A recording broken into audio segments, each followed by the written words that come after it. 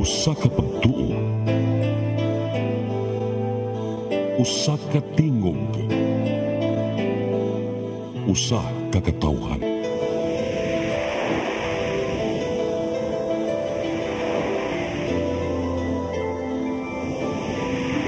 Cebu Catholic Television Network.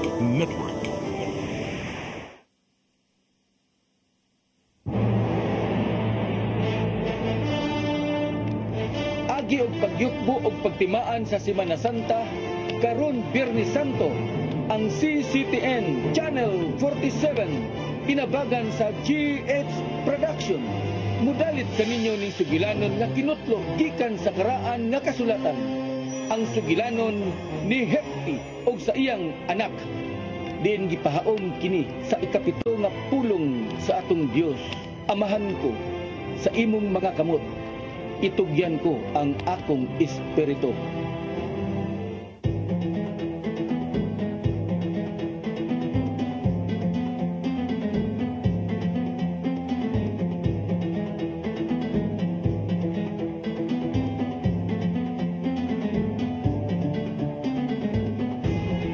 Si Hefty gihimugso nga galaadnon.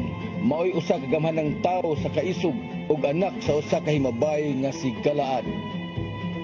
Ug ang asawa ni Galaad nanganak usab kaniya og mga anak lalaki. Ug sa dihang nanagko na ang mga anak lalaki sa asawa ni Galaad, ilang gihinginlan si Hefty.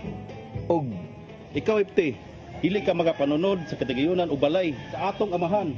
Kay ikaw, anak nga lalaki sa laing babay.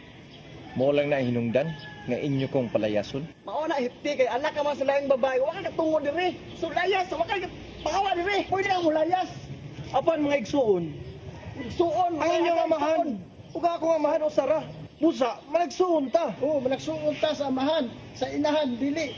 Usbon ko, dili ka magapanunod sa balay sa among amahan. Oo, sakto. Pwede na ka mo layas, wala kay lagot diri. Layas. Layas. Layas na. og unya si Hefty mikagyo gikan sa iyang mga kaigsuonan ug mipuyo sa yuta sa tub. Og didto na nagtigom kang Hefty ang mga kauban nga mga daotan nga mga tao. Og nanguban sila kaniya. Si Hefty mipuyo sa yuta sa tub uban sa iyang asawa ug anak babae.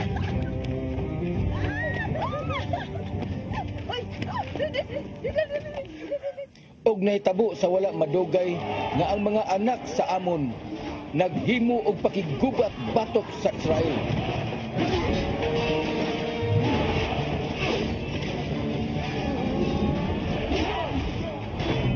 Og mao kadto nga sa diha nga ang mga anak sa Amon naghimo og pakigubat batok sa Israel, ang mga ansyano sa Galaad miadto sa pagkuha kang Hefty gikan sa yuta sa tub.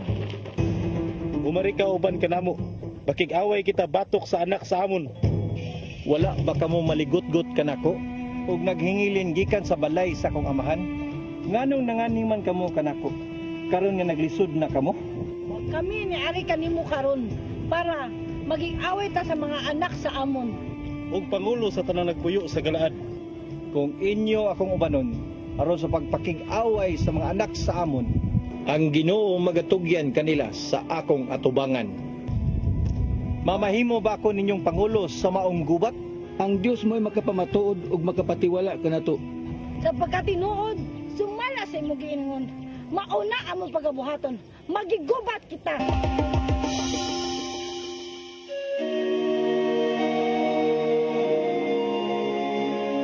Si Hefty ana-ana sa dapit sa Galaad ug ang katawhan naghimo kaniya nga pangulo ug magbubuot ibabaw kanila ug namulong sa tanan niyang mga pulong sa Mizpah.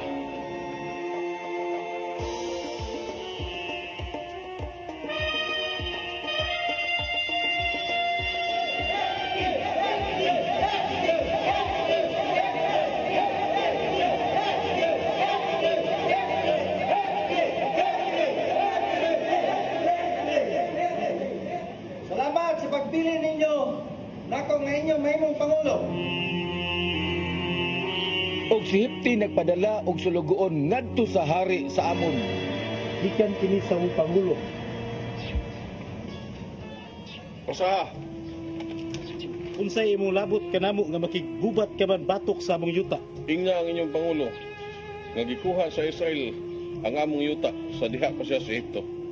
Gikan sa kayutaan sa hamon, hantod sa habok. Ug ngadto sa Jordan, busa karon iuli kadtong mga yuta aron pag-usab sa kalinaw. Mo ka na yan tubag. O kana Pangulong Hipti. Balik ka to, ug inga siya. Atod pa sa among Pangulong Hipti nga wala puhaa sa Israel ang yuta sa Moab, ni ang yuta sa anak sa Amon. Ingna ang inyong Pangulo nga og dili niya iuli ang among kayutaan may dagong gubat nga mahitabo. Si Hipti nagsaad og sa kapanaad kang Yehoba og miingon, Kung sa pagkatinuod ikaw magatugyan sa mga anak sa Amon, nganhi sa akong nga kamot. Nan kini mamao gayud. Sa diha nga ako magapauli gikan sa Amon, bisan kinsa o unsa ang musugat kanako gikan sa akong balay, kana maimo o akong Dios. Ug ako magahalad niya na alang sa usa ka halad nga sinunog, kana akong panaad. Niing itabo! Karong adlaw! Di nato itugyan ang kayutaan nga atong gitikan ug gipuyan. Makikaway kita alang sa atong kadaugan ug kay mayad sa Dios.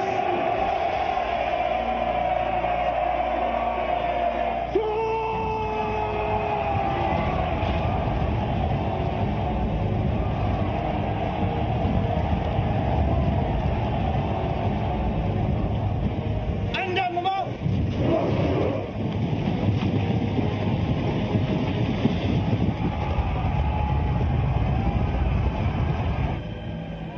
Kini ang gitakda nga panahon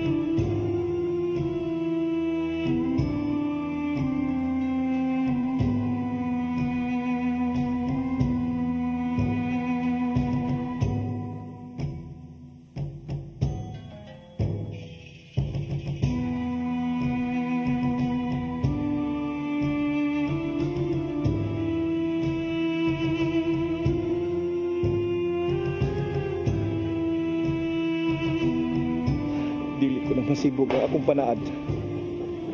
Anak kong alhawt. Amahan ko. Pasagdi kaning butanga, kabuhaton kini kanako. Aron ako mupahawa. Ug moadto sa kabukiran. Ug magbako sa akong pagkaulay.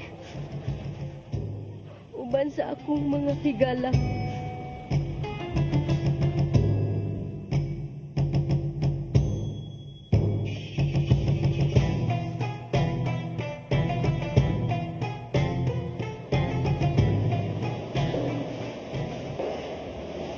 Nawili ko sa atong anak.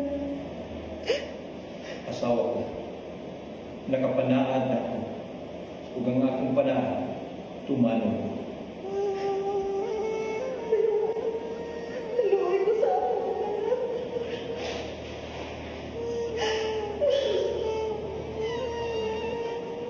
Apan,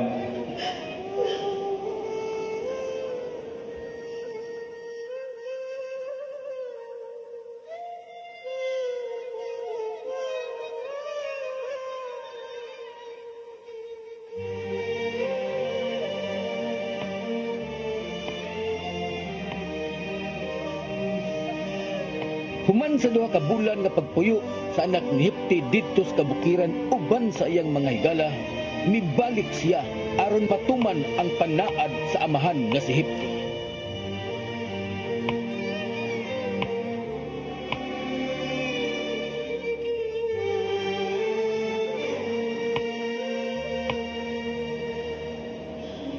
Niining kahimtanga, gibati og tumangkawili ang inahan sa pinalangga nilang anak.